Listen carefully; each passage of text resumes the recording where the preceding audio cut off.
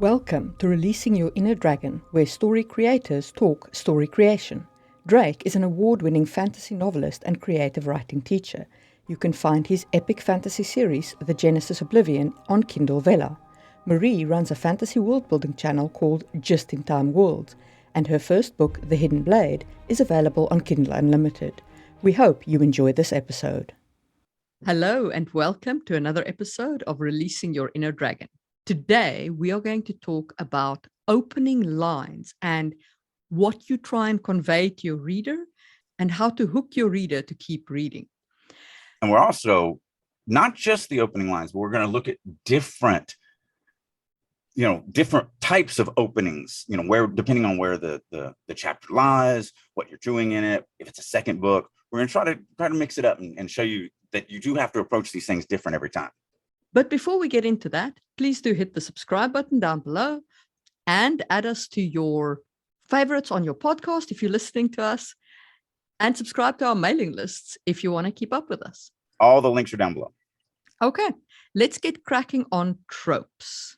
We want to talk about a trope that I particularly dislike because I have seen it used very badly, and that is trope of the hats, sometimes called planet of the hats, or one race, one tray, as Drake calls it. So why don't you introduce us to what this trope actually is? I mean, it's just poor world building is what it is, because it's not realistic. But it started with Tolkien, and it just kind of went from there. I mean, Star Trek, the original series, made it, abundantly overused. It basically is where you create a world and you create a race within that world, and they all are the same, and there is no deviation between anybody, because there's no such thing as shades of gray. So Tolkien, all orcs are evil. All treants or ettins, whichever one he used, I can't remember because I played D&D, so they're all the same thing, are slow thinkers and methodical and don't like making decisions. There's no variance. In Star Trek, you always found a planet where everyone was into free love, or everyone was like, there was no deviation. And that's really what it is, which is why it really is piss poor world building. If you're trying to write any type of realistic stuff, now I can see you're writing a story where it's a weird frou-frou land and, whatever. And so you're not even trying to hold to realism. Okay, maybe you run into some fairies and every single fairy is this way. That's fine.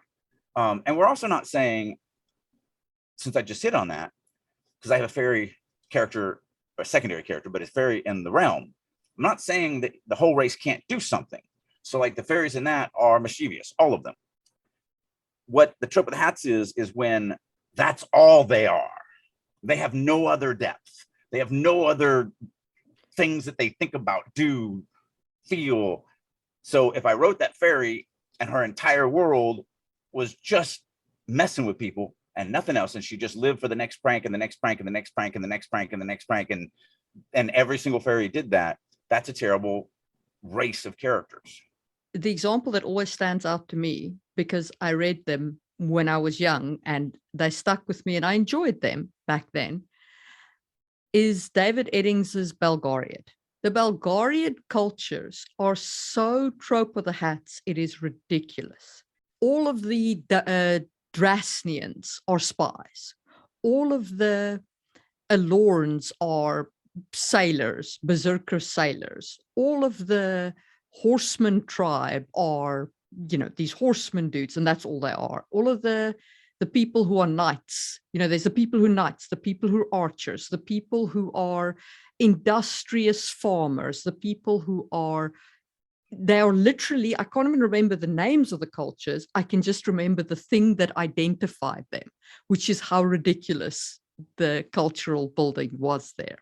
There's actually one way that I do like to use the trope of the hats, and I actually think it really works, although in today's society, it's frowned upon, but only because of today's society. And that is with stereotypes. So if I'm in the head of a character who thinks all of this race is this way, I'm going to go with that trope. But what I'm going to do with the story, obviously, is grow the character, and they're going to realize that they were being bigoted or racist or whatever. So that's why it's so important for writers to be able to write touchy topics that for whatever reason, people don't want to. But I would argue that that is actually, I mean, that's perfectly acceptable because you show this is not all that race is. This is all that this character thinks that race is, which is actually a great way to do it, because then when the reader encounters that race, not through that character's eyes, they're like, but that dude was a bigoted, he was a bigoted dude. And then when he shows the growth to them, it feels like an earned growth of the dude growing out of his bigotry. But that's different from like it actually being true, because that's the problem. No, 100%. Yeah. We're using the trope of the hats, because remember, if we're writing in limited, then truth is just truth of what the character knows. All limited characters are an unreliable narrator. Unreliable narrator means that they don't know what they don't know. You know it, but they don't. And so they're going to narrate, and everybody reads narration as fact. They're going to narrate as fact. So they're going to go, man, all orcs are evil. Every single one of them.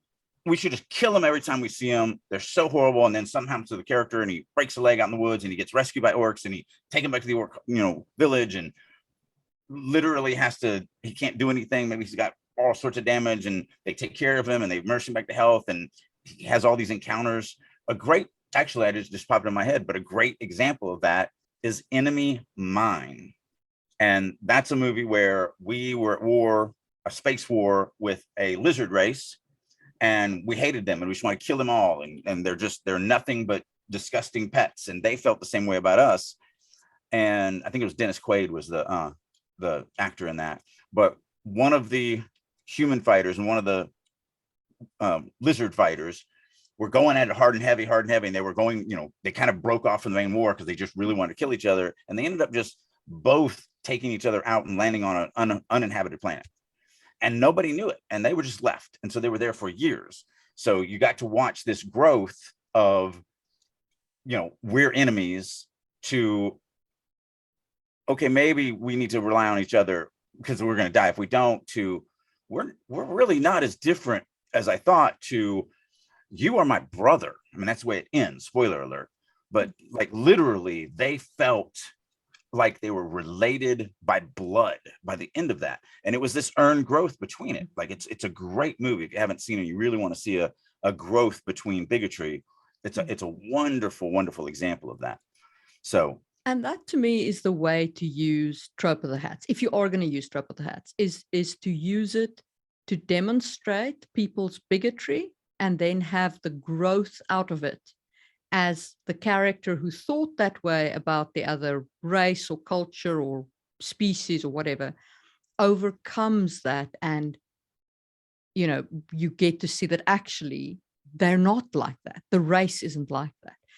See, the problem with, and you're right, Tolkien did start this, but Tolkien also didn't write his races as races. They were each representative of a theme. Right. So it's a lot like Lord of the Flies, where the two protagonists, Jack and Ralph and Jack, cannot change because they're allegories. Yeah, they can't grow. The boys can grow, but they can't.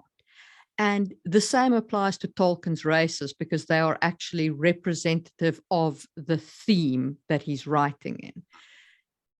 If you do trope of the hats without doing that, if the race isn't centrally tied to a theme that you're writing, and you just use trope of the hats because of lazy world building, then you're doing it very wrong. So I'll actually go against that. I don't think today's audiences want to even have a story where a race is a theme. We live in a world of shades of gray, and we are much more mature story consumers now. We've been consuming, I mean, we are in the information age. We consume stories. I would be willing to bet that any human on this planet that's in, a civilized Western world, whatever, consumes more stories in 1 year than our ancestors did in their entire freaking life. Probably. We are savvy, as consumers. So I don't agree with the I know that Tolkien did it that way. We actually talked about it on this podcast, and good for him, but he was also the first one to do it. Now, A, it's been done to death, and B, readers want more. I think you'd struggle to get away with it now. I think you really would. But if you do it without that thematic element, then it really is just shoddy world building. 100%. I agreed with the second part. It was the first part. Like I said, it's just today's, you have to think about what the world is that you're writing for. And you're not writing for people in the 1950s, you're writing people in the 2020s.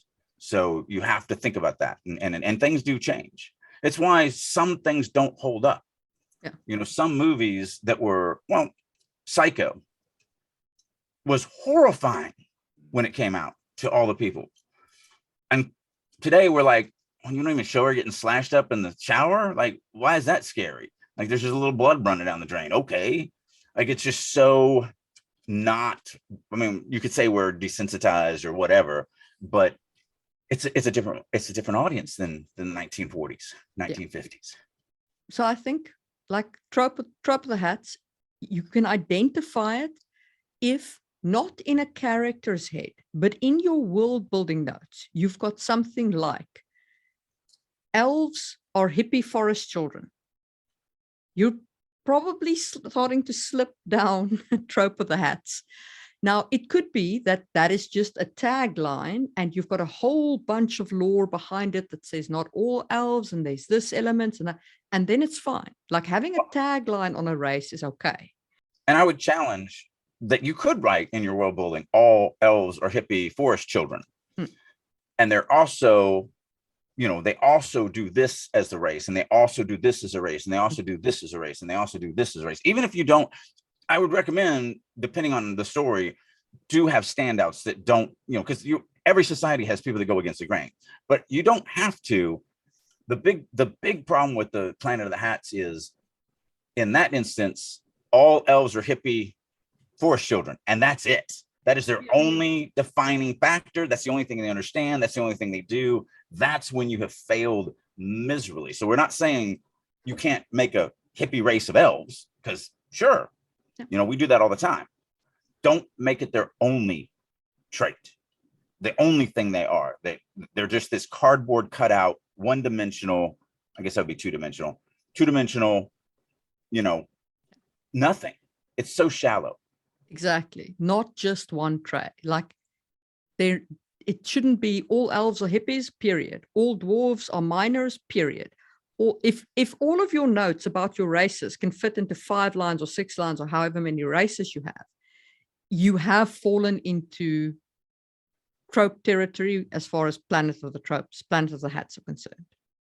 You can take a trope or a thing that people expect of a race and subvert it, and thereby turn the whole trope on its head. So you can have elves that, yes, they're hippie forest children, but the forest is under pressure, so they've also become eco-terrorists, you know, and and that then changes the whole feeling of the race and gives you a lot of flavor to play with, while still keeping you in, yes, they're still elves, they still live in the forest and tree homes, all of that's there, but yeah, they also kill all the loggers who, you know, touch the forest.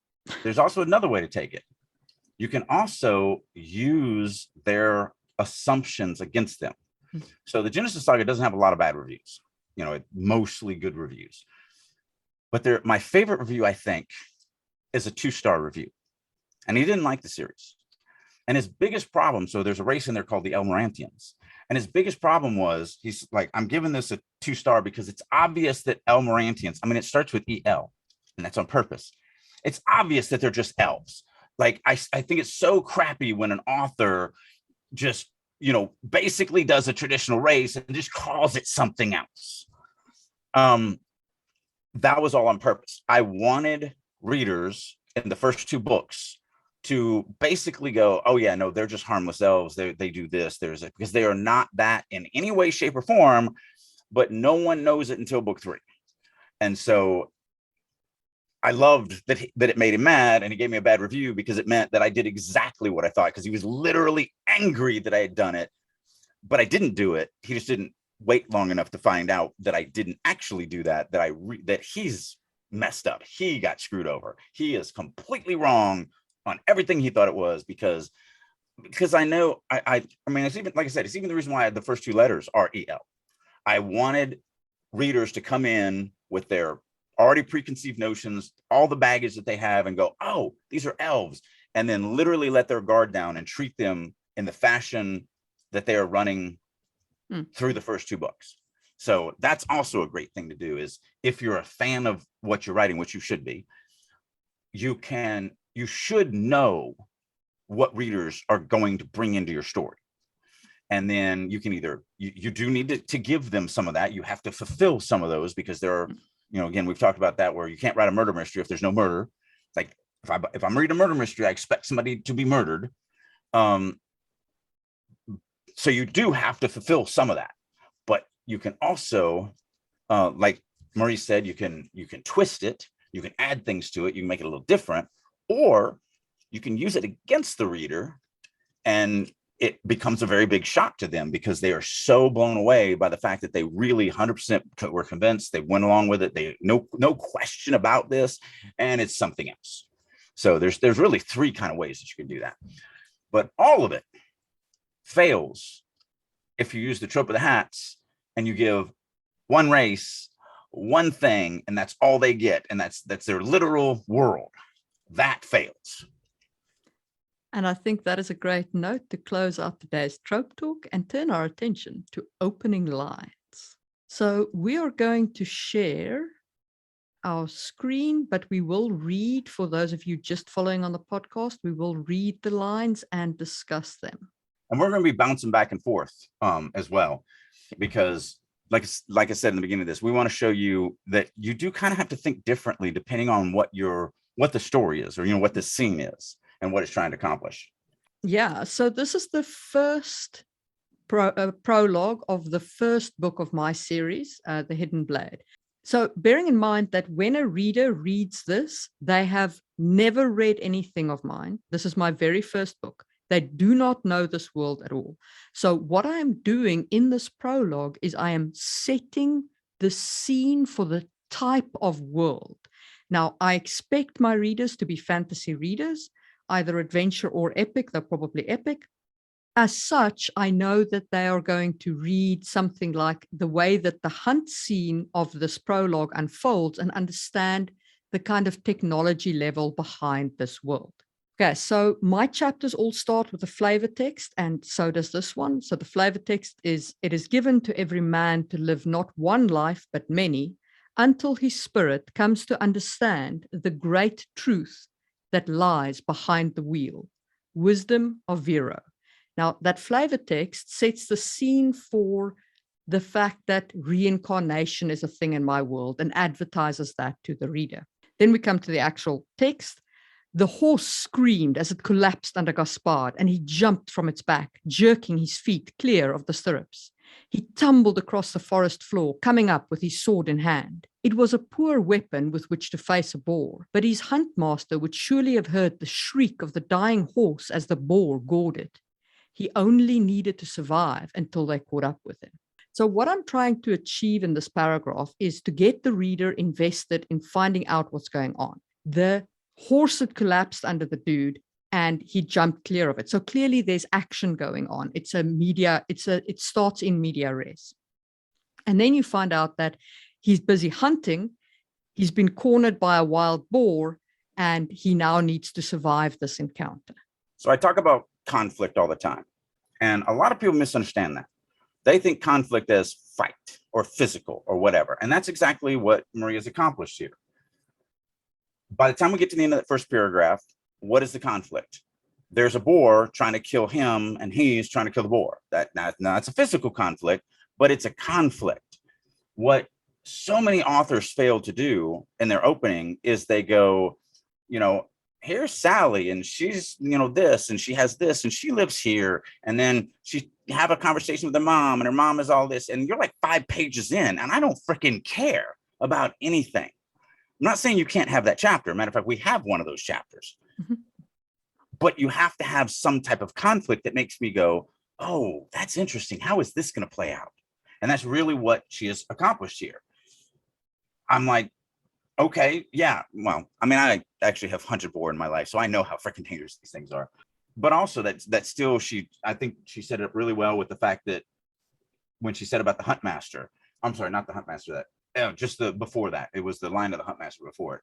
The sword was a poor weapon to fight a boar. So she's just kind of laying that out there, that this is, because that's really difficult, and that's why we use bows or spears. You don't want to get that close to one of these things. They're slipperier than they look.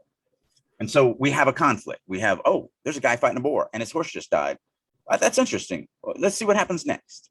So when I say an opening conflict, I don't mean the conflict of the scene. It can be, but it doesn't have to be. I definitely don't mean the conflict of the novel. It can be. There's a few things that can happen with that, but most of the time it's just a conflict that makes me go, ooh, that's interesting. I want to find out what happens. You don't have to resolve it. You have to resolve your conflicts of the scene. You have to resolve the conflicts of the story. But the opening conflict that makes me go, ooh, that's interesting, let me read more, its only job is to make me go, ooh, that's interesting, let me read more. Nothing else. So let's say, and I'm just going to make up some stuff to make it as an example. So let's say Gaspard gets cornered by this boar and then falls through a hole that he didn't see, and now he's in this, ancient underground temple area, and that goes on. Technically, the boar fight never finished.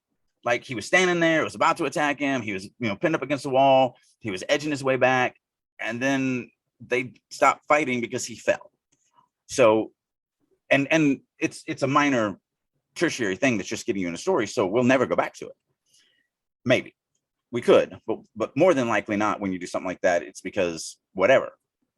Again, the point of the conflict in the opening paragraph or two is to make the reader go, oh, that's interesting. Not, oh my God, this is the heaviest thematic story that I've ever read in my entire life. And, I'm going to learn so much, as a human being because of this first paragraph. It has nothing to do with that. It has to do with just, oh, that's interesting. And the only way you can accomplish that is with a conflict. And the reason why I'm stressing this so much is so many writers think, I love my world. I've put so much effort in my world. My world is so cool that I'm just going to describe my world to them like an encyclopedia. And they're going to be so blown away with my imagination and my, cleverness that they don't need a conflict. All they need is to hear about the plants and the mountains and the people, or same thing with a character. My character is so cool. I'm just going to talk about how cool they are. And I hate to tell you that I don't feel that works. I think that fails every single time. If you don't have some type of conflict that makes me want to read to the next section. I completely agree with you, but I do want to point out that what I did as well do here was I immediately introduced the fact that he's using a sword, which sets his technology level at, so he doesn't reach for a gun. So there's a technology level involved there. He's riding a horse, not any other kind of. So there is some world building elements that sets up for the reader that you're entering a faux medieval world, because that sets expectations. Because let's say you do something crazy, like you introduce a character and she's riding, instead of a horse, she's riding a snake. We're going to actually have. We're going to get there. why I threw that out there. Yeah. But it is world building, because you have to build the fact that this society of people ride snakes. Yeah. So that's what she's doing. This society uses swords and has horses. Has horses. Hunts master. Hunts boars, right? Yeah. Huntmaster designates to me that they have an organized society, that they have jobs and class structure and commerce, and that's what this kind of shows me. It could be feudal. I don't know yet. But all of those things, and it also shows me that Gaspard is not some farm boy. If he has a hunt master, that costs money, and so therefore he's not a commoner. So without even telling me that, just by showing me these things, I'm going to automatically start developing what I think this character looks like and what their status is and everything like that. And you do it cleverly and organically, not telling, because she could have started this, Gaspard, comma, a nobleman from the house of blah, blah, blah, that did this and did that and did this. Like, No, this we want to get them into the head of the character as fast as possible, and we want to have that hook, that conflict. I don't really like calling it a hook. I like calling it the conflict, because conflict is what grabs readers' attention. So yeah, that was the prologue of Hidden Blade. So now that was a prologue of a first book, brand new. Let's turn our eyes to something a little different, but still kind of in the same ballpark. This thing that we're going to read is something from the Genesis saga, and it's the first chapter of a character in this world. Now, this book doesn't have a prologue, so it's also the first chapter of everything. Literally, you're walking into the world with this chapter. So a lot of authors use the little flavor text like Marie used, and it works really well, especially if you put thought into it. If you really, really want to get an amazing example, Mistborn, because it's a full book you don't realize it until later, but you think it means one thing, but when you get to the end, you realize that all of it meant something completely different. And when you read it again the next time, you're like, holy crap. It's sort of like the, in the Shyamalan's Sixth Sense, you always saw red. Bruce Willis' character never talked to anybody but the boy. Like all the hints were there to say that Bruce Willis' character was dead from the very beginning, but you missed it. And that's what he did in that. Or you can do it like Marie does, which is, I'm going to do a little world building. I'm going to set up what this chapter is and so on and so forth. I do the same thing. I don't do it per chapter, though. I like to do mine per act. And because every act has something that I want the reader to kind of walk away with. And so instead of doing it in the world, I call them madisms. They are author intrusions, because it's me, the author, talking to you, the reader, and I write a little prophecy, theory, poem, whatever you want to call them, that encapsulates what you're about to read in the entire act. And then at the beginning of Act 2, it has one. You can meet in Act 3, it has one. And it's just something I've always done. I really enjoy doing this stuff. So this one, Part 1, which is Act 1, it's called A Day in the Life. Some say destiny is set and fate dictates the events of your life. Others claim destiny is what you make of it, and fate is simply a myth. I say destiny is merely a word in a vast dictionary, one with unlimited definitions. All you must do is choose the one definition that fits into the sentence that is your life. Obviously, it's a lot about, are we fated to do something? Do we have a destiny? Or are we in control? Our decisions lead us to the past. And so that's the big thematic element that I'm playing with in Act 1. Obviously, this wasn't written from a book in the world. No character says this in the world. This is obviously me, Drake, talking to you, the reader. And so just a different way to do it. And I kind of thought throw it out there. But it's also why I don't do it every chapter, because I think it would get really annoying if I did it every single chapter. Also, I don't know if I'm smart enough to write one of these every single chapter. I spend a lot of time on my madisms. The second thing that I do is I'm very particular on my chapter titles. They're usually one word, no more than 2 or 3. They do the same thing that Marie does. They encapsulate the chapter. But I also, the word or the phrase must be in the chapter as well.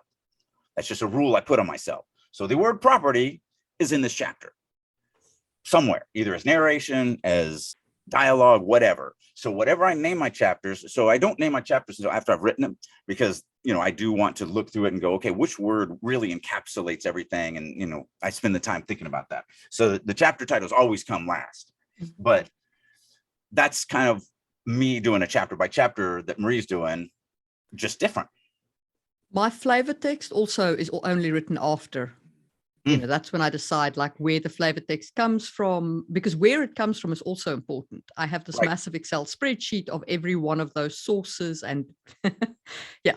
And that's probably the reason why I do it the way I do it, because I'm way too lazy to keep an entire Excel spreadsheet of books that don't exist in a world that doesn't exist and that I've been quoting out of. Although that's a lie, because Genesis has the book of the 12, and I quote from it all the time. And I actually have a track of it to everything's written, but it's just the one book. So this now is the opening paragraph. A dull pain radiated through Beast's neck and shoulders. With a groan, he pushed away the rags of his blanket and rolled over the hard stone slab that served as his crude bed. Stretching as best he could in the cramped alcove, he glared at the cell's ceiling. Wooden support beams stretched out like the fingers of a giant hand, holding aloft the grand Colosseum's upper floors. The rough-hewn timbers loomed in the deep shadows. Foreboding, oppressive, a constant reminder of his master's hold upon him, that the beast was nothing more than someone else's property. So I'm doing the exact same thing that Marie did in her opening thing. I'm just not doing it with any action. It's a dude by himself in a prison cell. Mm-hmm. But I get you right into the character's head. And by the end of this, I consider all this the first paragraph. Actually, it was the first paragraph until Marie showed me that I probably should have taken my own advice, because I actually teach this stuff. And she was like, it'd be better if you did it that way. I'm like, oh my God, how did I never see that? I literally teach that. And that was pulling out foreboding and oppressive as their own standalone sentences. Because the reason why I do standalone sentences is because it forces the reader to really pay attention to that one word. If you do a one-word sentence as a paragraph, it puts even more emphasis on that moment of time. And so you'll see this all throughout. I just didn't do it here, which is, all of us need editors. All of us need other people reading our stuff and kind of seeing things that we don't, because they become invisible to us. That's why it's so hard to edit your own work.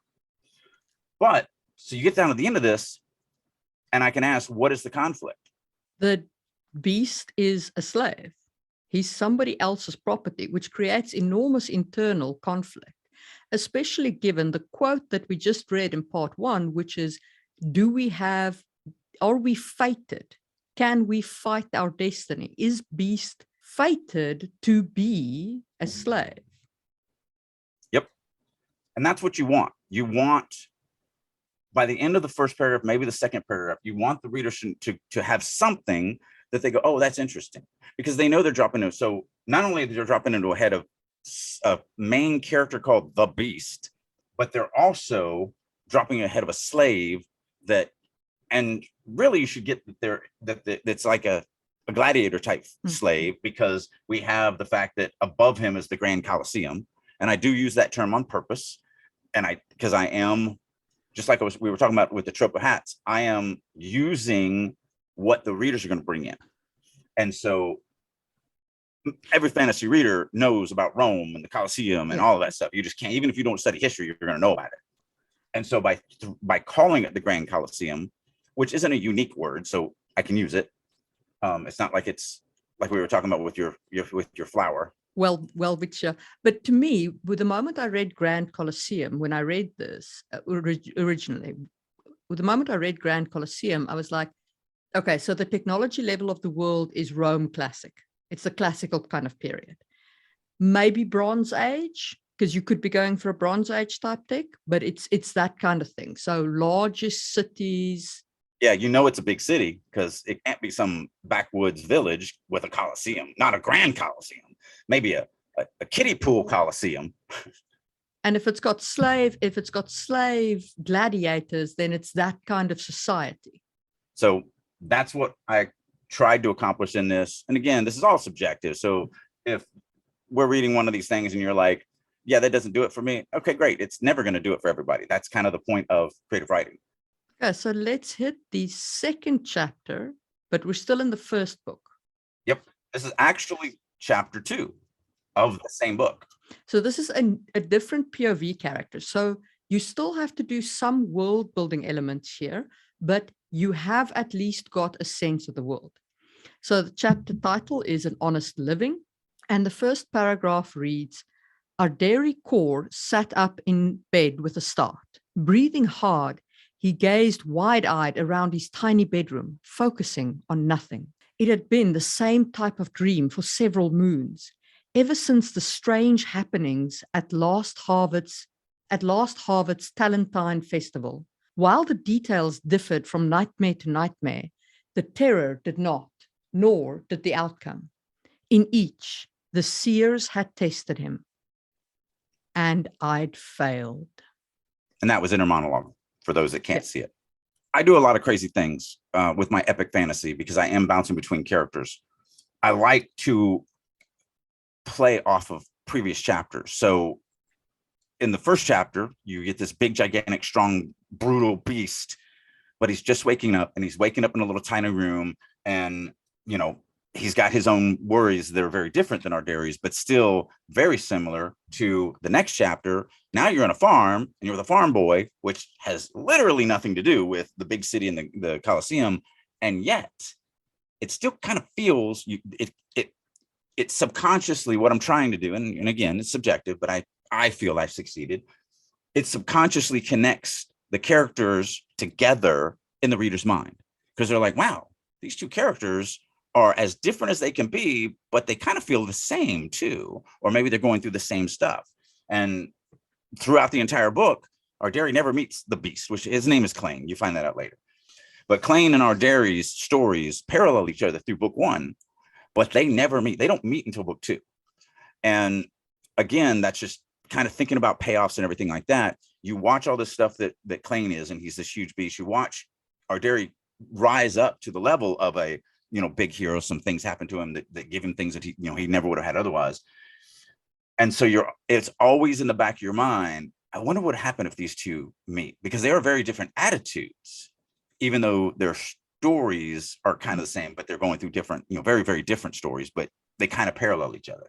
And so then I give that to my audience in the second book, that payoff. I think what's also important to highlight here is that we have a different kind of internal conflict.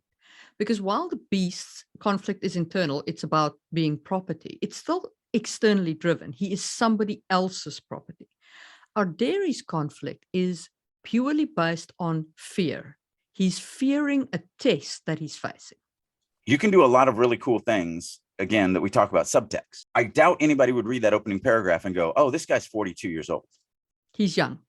He's, just literally dreaming, having nightmares about a test that you have to take in the future.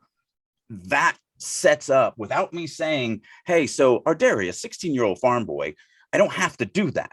I can do things in a way that forces the reader to come up with those answers on their own. And it really is subtext. It really is understanding that there are multiple levels, multiple layers of what you're accomplishing with every sentence, with every paragraph. Because the reason why I think a lot of writers do that is they go, well, if I don't tell them he's 17, how will they know that he's young? And I'm like, I don't know, write them like they're a 17-year-old. They're an idiot. They worry about stuff that they probably shouldn't worry about. They have a ton of teenage angst. Run him like that, and then I'll know he's a teenager. Like, that's how you get it to me. So I think the conflict works really well. It's, I think the seers tested him and I'd failed.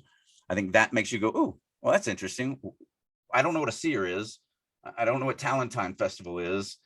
I know he's in a bedroom, but I don't know much more. Obviously, the next paragraph, and same thing with Klain's, the next paragraph, I'm setting up the scene. The first one was just to get you right in the character's mind and give you some type of conflict that makes you go, ooh, that's kind of interesting. Then I go right into immediately, except for some rare occasions for reasons, on purpose and by design, I go immediately into making sure you know where you're at. So not only what head you're in, not only a conflict that makes you go, ooh, that's interesting, but also you have to know where you're at. And so that's the next thing. Because both of these are introduction chapters. And I want to read one more introduction chapter because I have one that starts like Marie's did, where it's action. These two are probably the things that I get asked a lot. The question of, because that's something in the industry that floats around constantly. And you'll hear people say this all the time. You must start with action. You must. No one will read your book if you don't start with action. And I've already told the Patrick Labruto story, so I'm not going to go down that path again. I do not believe that. And I actually don't start very many stories. Maybe no stories. I don't think I've ever started a story in action. Short stories, sure, because I don't have time. I can't think of any long form thing that I've done that starts in a fight. Not in the beginning. So we'll read Alyss's opening chapter, but that's chapter 13 of the book. So you've had a lot of time to, even though you're meeting her for the first time, you've had a lot of time to learn the world and how it works and magic and different cultures and all this other stuff. So you're not going into her chapter blind. So when you jump right into action, you're invested in everything around her. And so now all you have to do is just add her to your portfolio. But that's why these are so different. And you can do it either. There's no wrong way to do it. You can absolutely start in action, you know, and we'll read one that starts in action. I just, most of the time, what I feel, and the reason why I don't write it that way is I feel, okay, the guy's in peril, the girl's in peril, but I don't care about them. So why do I care about this? It's the reason why. So this story kind of breaks another trope or another thing that the industry hates. The industry always says, never start a story with a dream. And I agree with that. Even though I started this with a dream, I really didn't. I don't give you the dream. I give you him in the room, in the real world, pining over the dream, but I don't take you in there. But someone, like I read something not too long ago where it was a guy in a house and it caught on fire and his wife and kid burned in front of him and couldn't save him and you know, all this stuff. And then he wakes up. And I'm like, why did you write it this way? And the author was like, well, I want to show how much he loved his wife and child, the fact that they're already dead, and the fact that he's burdened by that guilt. And I'm like, but I don't care about him yet. I don't care that he has lost his wife and child. So it does nothing for me. And that's the main reason why the industry says don't start in a dream, because everyone tries to use dreams as, well, I'm going to use the dream to tell you what he lost, or I'm going to tell you what he cares about, or whatever. I do the same thing here. He is terrified of failing a test, but I didn't take you down the dream. You don't know anything yet. So I didn't waste any time. I didn't waste your time in a world that doesn't exist because it's a dream inside the character's head, blah, blah, blah, blah, blah. So again, it's knowing the rules and then breaking it. Yeah. All right, let's skip to, so I'm gonna actually skip a couple of our Darius chapters. So there's something that happens in between this chapter that we opened up and the chapter we're about to read. This is actually the third of his chapters, chapter 9 in the first book. I had pulled away from the headings. So this one's called Make It a Good Purchase. Again, it'll be said in the chapter. And also it makes you go, oh, so obviously I'm not talking about buying a block of cheese. There's going to be something much heavier that is being used as currency in this. And it's going to have detrimental effects to somebody. Our dairy core continued through the rest of his day without speaking to anyone. Siln avoided him, which suited our dairy just fine. Raking and hoeing, removing stones and rocks, planting seeds. He forced himself to concentrate on nothing else. He wasn't successful. The garter being attacked by the dagger tooth had left a hole in the pit of his stomach, and he could not stop thinking about it. He's dead. It was the most horrific thing our dairy had ever seen. His stomach roiled each time his mind pulled up the image, and it was all he could do to keep focused on his work. But this is the third chapter with our dairy. Why do I need to have a conflict that's going to make the reader go, ooh, that's interesting, I want to continue reading? Because you have to. Like, that's the point. You want to keep them engaged. So we haven't read, there was a chapter in between there. I think it's like chapter 5 or maybe 6, but I think it's 5, where he's out farming, a monster attacks, all this stuff happens. And once that's over, he has a conversation with Siln, which is his cousin, and they get in a huge fight at the end of it. And that's where it ends. It literally ends with Siln just in a huff, walking away. The beginning, you got to do a couple things, especially when you're writing like me, where you're writing multi-character stories that you shuffle together not randomly, because there's always an order, but it's you never go from the same character for 2 or 3 chapters. It's always, you know, you're bouncing back and forth. So it's been a little while since the readers have read our dairy core. I want to remind them, and so that's what that first that top part is, to show you where we're starting the story, but also remind you kind of, hey, remember that dagger tooth attack? Remember Siln and him getting a fight? They're still not speaking. Like, that's the whole reason for this stuff being put in here, is to make you go, oh yeah, right. Oh yeah, that happened in that last chapter, without repeating what happened in the last chapter. I don't do Previously on Arderi Core. A Daggertooth had killed a garter while they were out farming, and him and Siln got in a huge fight because Siln thinks he's a prissy little bitch. Like, I could do that, but that's horrible. So I'd rather just, organically kind of give that to the audience. And the conflict here is Arderi is freaking out that he saw his first dead body. He's never seen that before. And why is that so important to me? Because that's the character that I'm playing. I do the farm boy trope with him, but I never use anything the way the trope, traditionally is used. Arderi doesn't, this is a spoiler alert, Arderi doesn't kill anything in book 1. Nothing. He's actually a victim from the beginning to the end. He's in control of nothing. Well, technically, he starts trying to take control at the end of the book. I do not like the trope of the farm boy who leaves the farm, and by the end of the book, he is the most powerful fighter, most powerful wizard, most powerful diva that's ever existed. Like, it's not a good growth, in my opinion. It's too fast, and especially, and I'm not talking about if it's a standalone. If it's standalone, obviously you're going to do that. But if you're writing a trilogy, this is a 5-book series, I want to take that time and let my characters grow. So literally the only thing he does in this book is he stands up to his father at the end of it. He says, no, if I did that, I wouldn't be the man you raised me to be. That's it. That's the only line. That's where it's all building to. And that's a powerful thing for a young man to come to realize. And then obviously his father's like, oh yeah, you actually are right. And I did raise you to be the type of person that would make that decision that I don't want you to make. So now that you've thrown it in my face, I'm going to support you because it's a loving family. He's not a disgruntled dad that's an alcoholic or whatever. It's what type of characters you're playing. So that's why I chose to do all this stuff. So all of this comes into play. The reason why I'm going down this path is all of this stuff comes into play when I'm thinking about, so what's the opening paragraph for his 3rd chapter? All of that comes into play. And so it's just very, very important. Now, one thing I do, almost every single one of my chapters starts with the POV character's full name.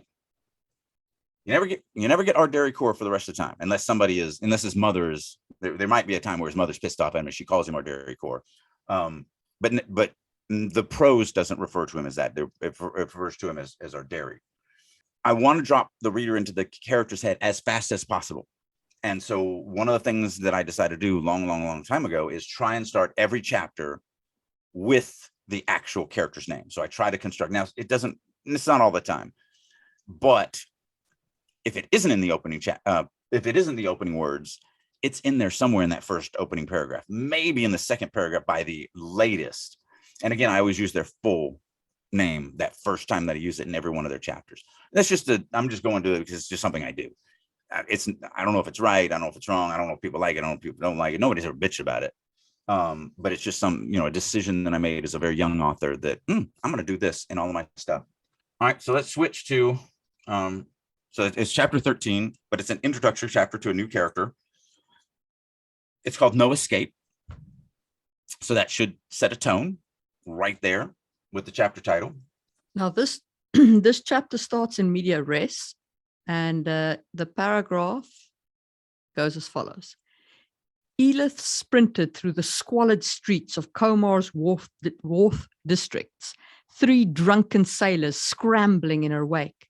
Freezing salt air burned her lungs as she pushed herself to run faster, streaking past one ramshackle building after another.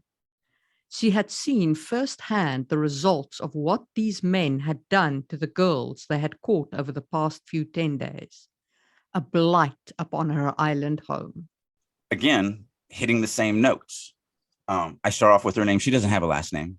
Neither does Klain. So Klain's chapters just start with, I actually know he does have a last name, but I don't use it until the audience finds out about it, which isn't until book 3.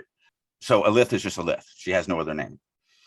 And obviously it's in action, just like the boar killing the horse. We're running, and you start getting, obviously in the beginning, you don't get her size, but I use a lot of words that start, tiny or thin or, all those different terminologies. So again, I don't describe my narrators ever. I let it happen organically through subtext. actions, what's happening to them, how do they react to stuff, and so on and so forth. And you get what characters are through that. Because I hate the purple prose of, and then Elith looked in the mirror and combed her long white hair as she stared into her glowing silver eyes, because those are all actually accurate for her. I hate that because nobody does that.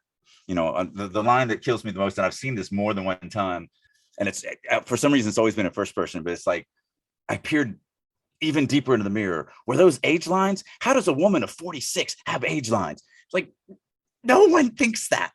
So, or says that to themselves. So I hate those things. So I like to make it, much more organic as we're going through it. But she's a girl running from rapists. And the title's called No Escape. Nothing good is going to happen in this chapter. And it from jump.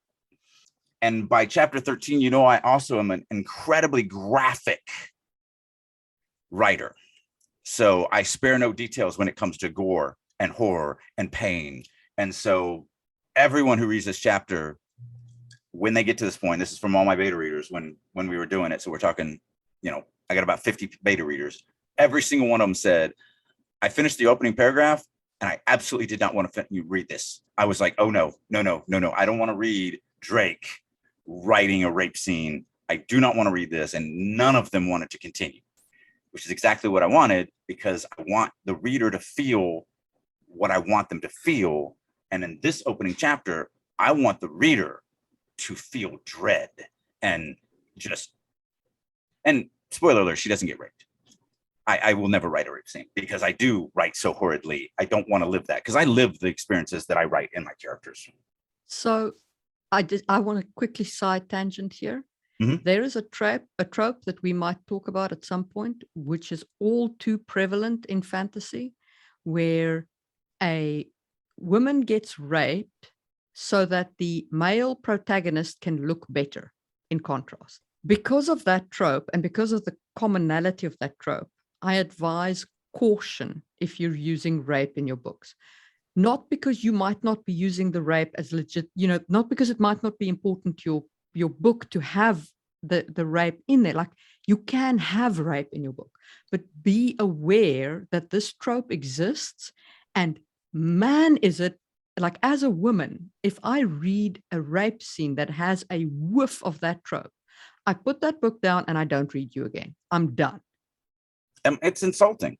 Yeah. You're using the pain, a very, very horrendous act that creates a broken, pained human being, and you're not doing it for them. You're doing it because now her boyfriend can go on a killing spree and kill a bunch of people. Yeah. Like, okay, I get that just like the thing I talked about earlier, where, you killed my dog, and so I'm going to kill all of you. Yeah, it works. I mean, John Wick, obviously. But there is a vast difference between killing my dog and turning me into a powerless creature so that the hero can look better. Like, seriously, don't do that. Yeah, exactly. I do have one tangent. Better writers than me do this much better than I do it, but I do really work at trying to do this, which is, I want every narrating character to have a narration that uses terms specific to them. That we don't know that we're on an island yet. Actually, no, we do, because it says a blight on her island home. So yeah, you do know she's in an island. But even at the beginning with the Comar's Wharf District, and then you get that she's on an island home. I use a lot of verbs and a lot of descriptors that are seafaring, or because they're a seafaring race. So when we look at, scrambling in her wake, that's a nautical term. She's not actually making, a wake. When we get down here, the Sea Witch, the tavern that had vomited out the sailors who now chased her, that's not a sea term, but it absolutely is a reminder that these guys are drunk, without telling her these guys are drunk. I'm not even describing her. I'm describing the bar. So I look for different things like that. And if we go through here, there are several different nautical terms that I've tried to spice in. Again, this is not my strength, but it's something I think about. And so I do try to give each one of them, especially when they're using analogies. So our dairy core is from the farm. So every time he says an analogy or he thinks an analogy, it's absolutely farm based. You know, if somebody's a blacksmith or whatever, everything they, you know, when they think about it, I try to do it in the narration, but you definitely want to do it with the characters themselves. I try to do it as well. So whenever Louis uses an analogy, it's always something to do with snow and ice. When Raoul uses an analogy, it's something to do with sailors. And of course, my time system is different between the two continents. So I've got time expressions based on water in the one and fire in the other. Well, it's also subtext. You're describing things without describing them. Yeah. So you're using the action, you're using the dialogue, you're using the actual plot process to also build stuff ancillary to that you need to build. So it's just a good way to do it. Again, much different. You don't know who Lith is yet. And you really don't know much about her other than the fact that she's being chased by 3 drunken guys. But you have the conflict right up front because she's being chased. It's the physical conflict. Okay. So now we move on to a book 2. So this is the start of the Ducal Heir. Now, the first start is the prologue. So my prologues are always a victim of the villains. That's what I do in my prologues. Because I don't do villain POVs, so they're not written from the villain side, but I do want to give the reader an idea of the overall conflict that is coming in this book, the overall kind of like villainous actions that are coming. And that is the purpose of my prologues. So again, this is therefore written like that. So my flavor text is: each spirit shapes its life as it rides on the great wheel. The spirit knows the lesson it seeks to learn and hence makes its choice. Wisdom of Eiro. Heavy weights dragged on Eirich's wrists. Chains? A violent shiver rattled and clanked the manacles. Chains. A vile taste fouled his mouth, rancid like rotten meat. Sticky sweat caked in cracking layers on his hands. Eirich could not remember how he came to be fettered. He did remember the walls of the saucy mermaid bulging near and far. So the conflict is obviously that he can't remember why he's here. He's fettered, chained up somewhere, and he can't remember why. Well, and it's also, it dips into the same thing that the Klein opening chapter does. He's a prisoner. Yes. And he doesn't feel like he should be a prisoner, is what it seems to me. Absolutely, because he doesn't remember doing anything worthy. He remembers stopping for a drink in a pub on the way home. And now he's a prisoner. It also tells me a hint of how he got here was I love the saucy mermaid bulging near and far. I don't know if I would ever have come up with that. That is a beautiful visual because it's obviously not, the walls are not actually moving. It's he was drunk, like way more than he should have been. And I don't know if he was roofied or if he just drank 3 barrels of, liquor. That doesn't matter to me right now. What matters to me is like, it's just that hint of, I don't have to say, he was drinking and he drank too much and that's the last thing he remembered, because a lot of people will do that. Yeah. A lot of people will say, what he did remember was, being at the Saucy Mermaid and drinking way more than he should. That's fine, but this is just a much more organic way to kind of slip that in, that I think works much better. So that's my prologue to the Ducal Heir. Now, of course, I am expecting that most people would have read Hidden Blade, though not everyone. This is your introduction to the world. So again, there is the reincarnation theme up at the top. The great wheel is baggage we all take in with as reincarnation based. And then in the chapter, there is like being chained to a wall is certainly not something in the current day. So you kind of go to that medieval period or the classical period or something like that. It's, definitely not current day. Yeah, you haven't seen my bedroom. Right. There's one thing I want to add, and it's before the reading, but you went right into it. So I just let you go. But I think it's something to think about too. Well, first of all, one of the reasons why we're doing this and we're going through our writing is because we know what we were trying to accomplish. You can decide whether we accomplished it or not, but we know what we were trying to accomplish. Whether we were successful or failed, that's a subjective thing, and it's going to be different for every person. Having a prologue, so I don't usually use prologues, almost never, definitely never in an opening book. I sometimes I'll do it in the second book, because I do like to get, by that point you've learned maybe who the villain is or who the villain's going to be, and I kind of want to show you a little bit deeper into there. So I also like to do villains, or I'll use it to tie up a loose end that was left loose on purpose in book one, and then that gets you right back into the swing of things because you see something happen. But like Marie said, what she's doing in here, which is very clever, because it'll make the reader hate the villain more, she's actually dropping the readers into the head of a POV character, which means you're going to automatically assume that this character is the hero, and then they die at the end of it. So if you connect yourself to this character and then they are murdered or killed or whatever by the villain, you're going to transfer that over. And again, she's making the reader feel what she wants them to feel, or again, attempting. I always feel, it always feels arrogant when I'm like, so this is what I accomplished in my writing. Because some people are like, yeah, no, not to me. So anyway, that is a brilliant one way, but there's also other ways that I just didn't want to leave out. So like the couple prologues that I've done where I wanted to be in the villain, I wanted to show something about the villain, was from a henchman of them. I didn't want to kill off, and bad things happen obviously in these little prologues, but I didn't want to put my reader in the head. Not that it's wrong, it's just that's not the feel that I wanted. And I will not put them in the head of the villain. And I do think that is incorrect for the most part, because you're giving the reader access to way more information than they probably should have access to. And not only that, normally, I do not want my readers to empathize with my villain.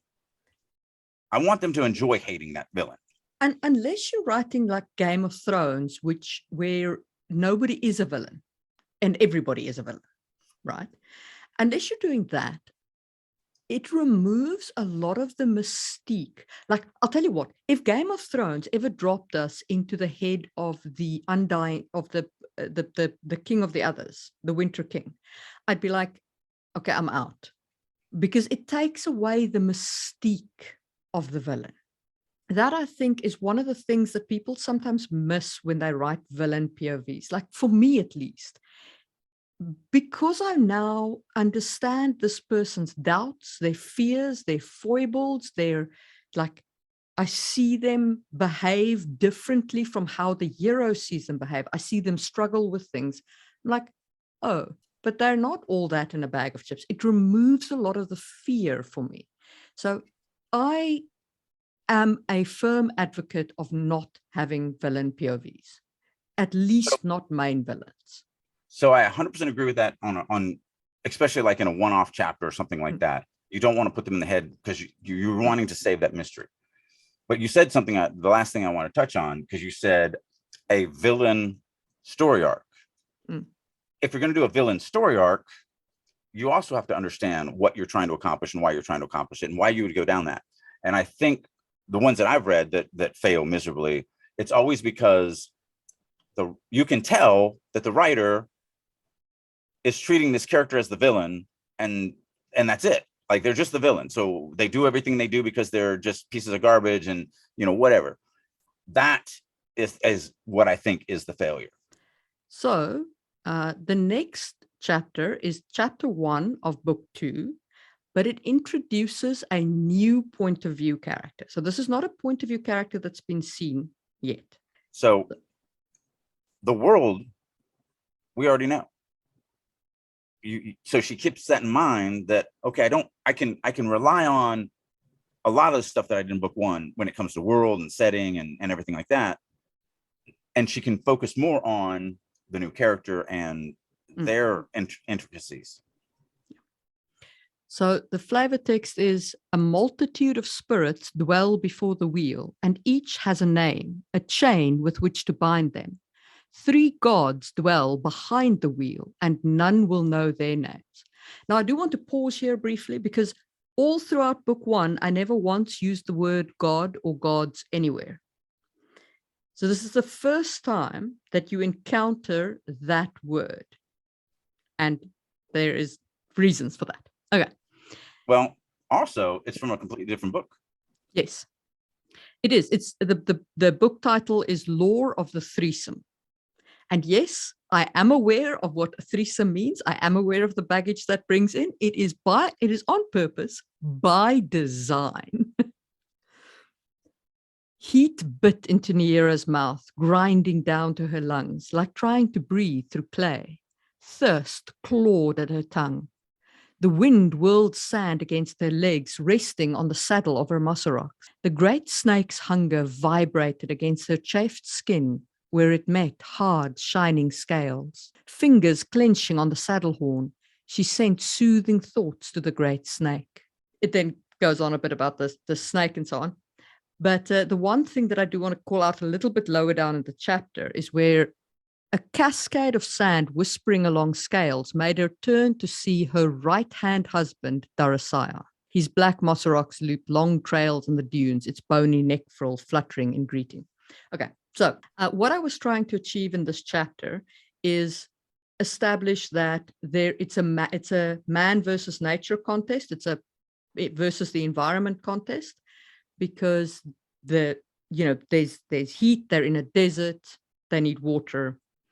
I wanted to establish that they ride giant snakes. And then the reason why I specifically said why I wanted to call out the line of the paragraph with the right-hand husband is because of the right-hand husband. Tying back to the threesome, she has two husbands. When you're thinking about the second book in a series, you have to also remember you're bringing other information. Actually, I'm going to take another rabbit hole chase thing that I think is important. Two things. First of all, as you go deeper into your story, you don't want to repeat stuff, because no one wants to read the same stuff twice. But you do need to make sure that they don't forget stuff. So a clever reminder in this weird, really short way, or an organic way, or something like that, to say, hey, remember that they had this in their society. I haven't mentioned it in like 14 chapters, so I'm just gonna drop that. I'm not gonna say the same thing. I'm not gonna say, and this is because they had this as one of their rituals. I've already said that. I've already showed you the ritual. I've already done all that. But I will do something to make you connect them back together. But the real thing that I wanted to go down, and something that really is unique to multi-POV epic fantasy, is you don't have to world build in every single character with every single thing. In other words, let's say in my world, everyone rides snakes. So the first time I introduce that with character A, I'm going to introduce it because new, and I'm going to describe it and all that. In character B, when the first time you encounter them riding a snake, I don't have to do it again. It's already been world built. It's for the reader. Everything we write is for the reader. It's not for the characters. So I can now treat it as a part of the normal world. I can just, it's just something that happens because the reader already knows it's something that happens. So like in Genesis, each character I actually use for very different purposes in world building. So Ardari's a 17-year-old kid. So the world building that I do for him, or through him, is more of what a child would see. So like a great example is there's a chapter where the 17-year-old farm boy is traveling with a 42-year-old mercenary, and they're both POV characters. And half the chapter is written in one of their perspectives because that impacts him. The other half of the chapter, I scene break and switch, to the other person's head, because what happens next in their little travels together affects the older person more than it affects the younger person. But when you're in the younger person, they're in a bazaar, so it's the first time Ardari's been to a big city.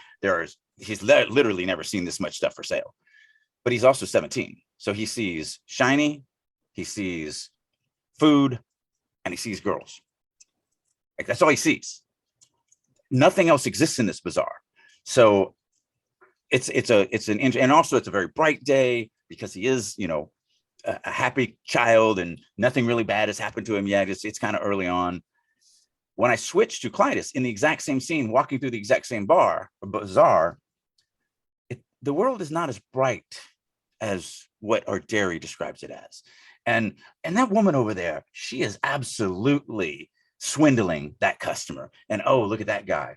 He's a pickpocket. He's just waiting for his chance.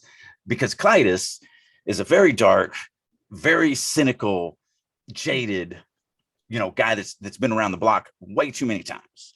And so everything changes in what I describe through him.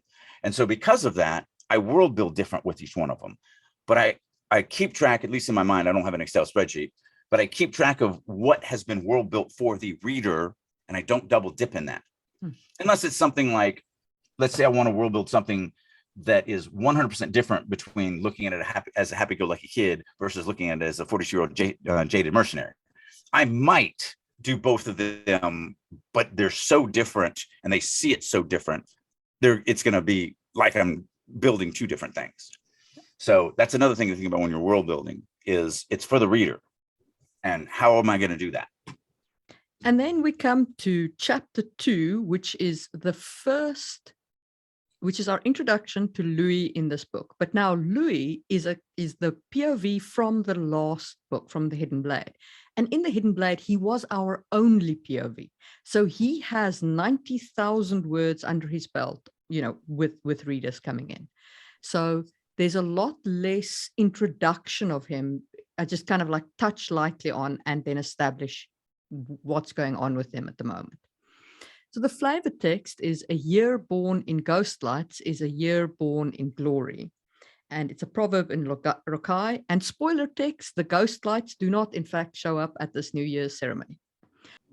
With his daughter's little hand curled in his, Louis approached the giant bonfire blazing on the ice. She had grown so much this year.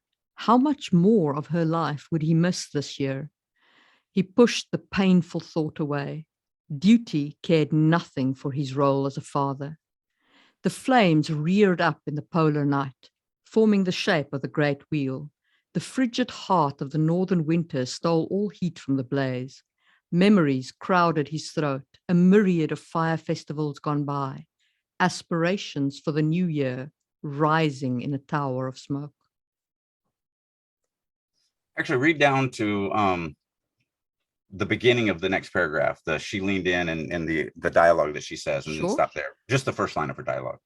Gathered around them, other denizens of Rokai Fortress watched the dancers gyrating in the hub of the wheel, wraith-like among the flames. Deep drum beats jolted through their bodies as they bid farewell to the old year and welcomed the new. Acrid, oily fumes rose from their fire staves. The aroma lingered in the air, a sour note in the otherwise crisp winter night. Snow-shrouded walls loomed behind them, the long shadow of Rokai Fortress reaching across the frozen lake. "Have you got your wish?" Louis asked his daughter. "Yes, Papa." She held up a small wood carving, little boots slipping as they stopped. Louis thought that it might represent the house, though not a very well-carved one. His 8-year-old had a lot to learn about woodworking. "It's time to send it to the wheel." "Can I tell you my wish, Papa?" she asked softly. "If you whisper it very quietly so that the spirits don't hear it." He dropped to one knee and adjusted the hood of her reindeer parka so that it sheltered her red hair, so reminiscent of his own russet locks. She leaned close to him, holding the carving between them. Her little lips brushed soft on his ear. "I wish that you didn't have to go anywhere this year, that you could just stay at Rokai with us." So I wanted you to read down there for a couple reasons. First of all, I do think you have a conflict, up at the top, because we have the line where he's literally chastised himself. She had grown up so much. I've missed so much. How much am I going to miss this year? He's a father that obviously has a job that takes him away. And so, but he also obviously loves his daughter and wants to be there. So that's a great little conflict right there, especially since I'm a father, it's going to hook me.